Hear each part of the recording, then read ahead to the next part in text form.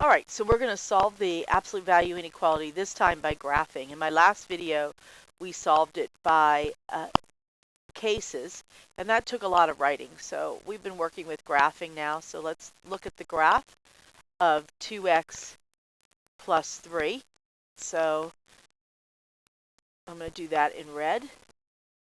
And remember, there are two pieces, two parts to your absolute value. There is the positive part. That's where it's exactly the same. So in this case, that's x is greater than or equal to negative 3/2.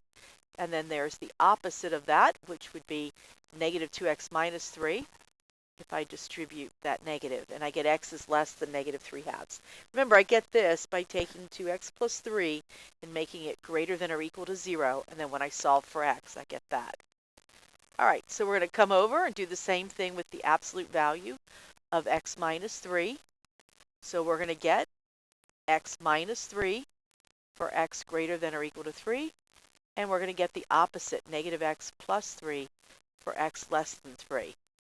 Now you're probably wondering, well, what am I going to do about the 2x and the minus sign? I am just going to put those back into the problem.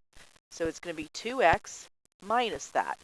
So I'll just come in here and do 2x minus, and I do use parentheses to remind myself to distribute that negative. And then 2x minus.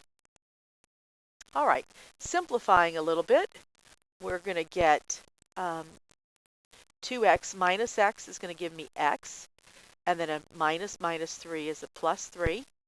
Again, x is greater than or equal to 3.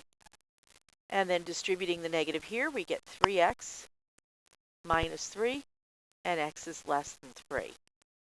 So now we're really ready to graph it. So we'll start with our first absolute value. We're starting with negative 3/2, so we plug that in. 2 times negative 3/2 plus 3 is 0. So I'm going to plot the point, negative 3/2, 0. It's right there. And then I'll pick something greater than negative 3/2. Let's say 0. And then 2 times 0 plus 3 is 3. So I'll graph 0, 3. So that'll put me there.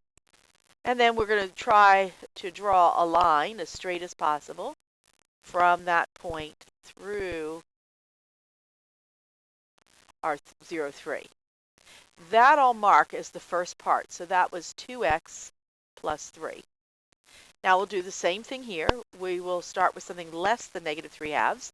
So you could pick negative 1 if you wanted to, or negative 2 rather, if you wanted to, and plug it in, and you will get 1. So if I plot the point negative 2, 1, that would be approximately here.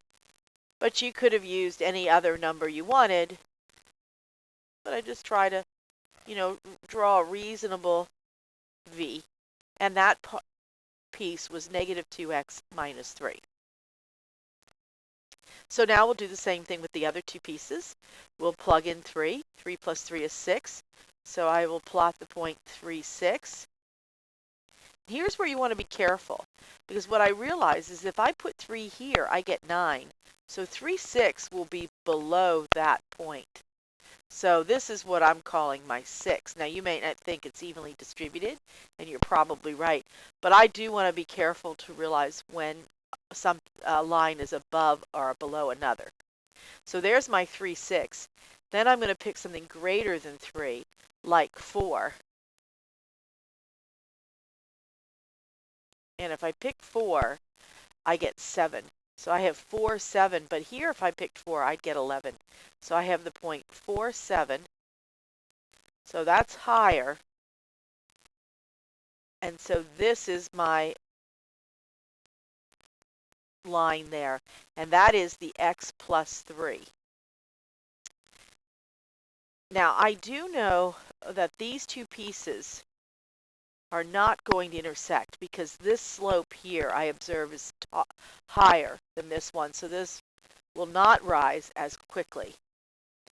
All right, so let's graph the second half. And if you start with 3, you'll notice this should still give you 6. 3 times 3 minus 3 is 6.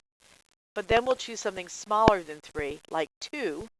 So we'll get 3 times 2, 6, minus 3 is 3. So I'll graph the point 2, 3.